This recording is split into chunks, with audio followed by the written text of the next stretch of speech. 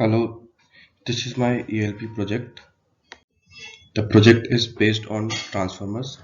A transformer may be described as a static device that aids in the transfer of electric power from one circuit to another circuit that has the same frequency as the power coming from the first circuit. In a circuit, the voltage may be raised or dropped, but only if the current ratings are increased or decreased in proportion to the voltage change. The principle of working.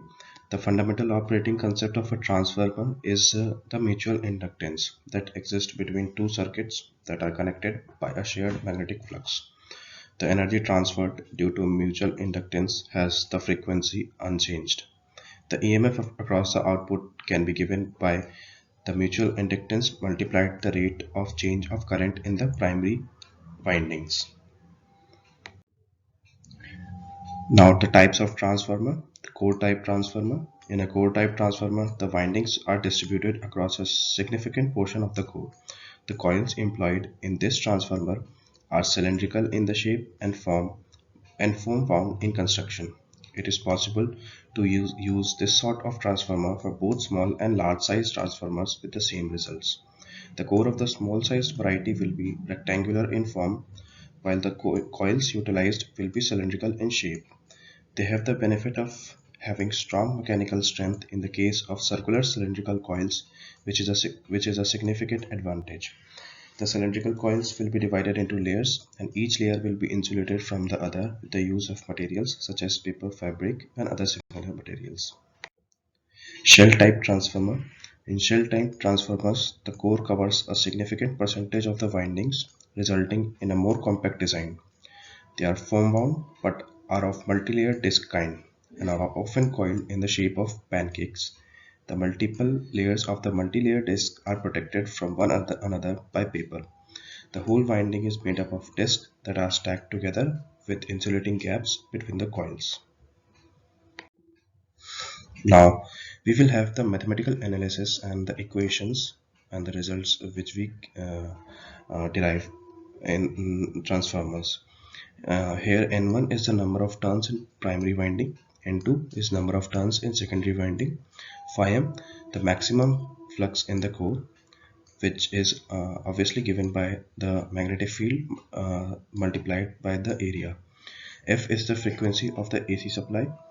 Now if we calculate the average rate of change of flux, that could be given by the maximum flux divided by the 1/4 the time period, which can further be simplified to 4 times the frequency multiplied by the maximum flux. Therefore, and also the induced EMF per turn is equal to rate of change of flux per turn. Therefore, average EMF per turn can be given as 4 into frequency multiplied by maximum flux. Now, we know that form factor is equal to RMS value divided by average value. Therefore, RMS value of EMF per turn is equal to form factor multiplied by average EMF per turn. As the flux phi varies sinusoidally, form factor of a sine wave is 1.11.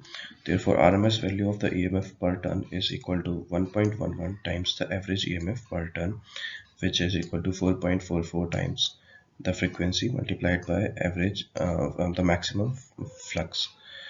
RMS value of induced EMF in a whole primary winding E1 is equal to RMS value of EMF per turn multiplied by number of turns in primary winding. Here is the expression of E1, which is equation 1. Similarly, in RMS induced EMF secondary winding is given by equation 2. Using both the equation, we get E1 by N1 is equal to E2 by N2.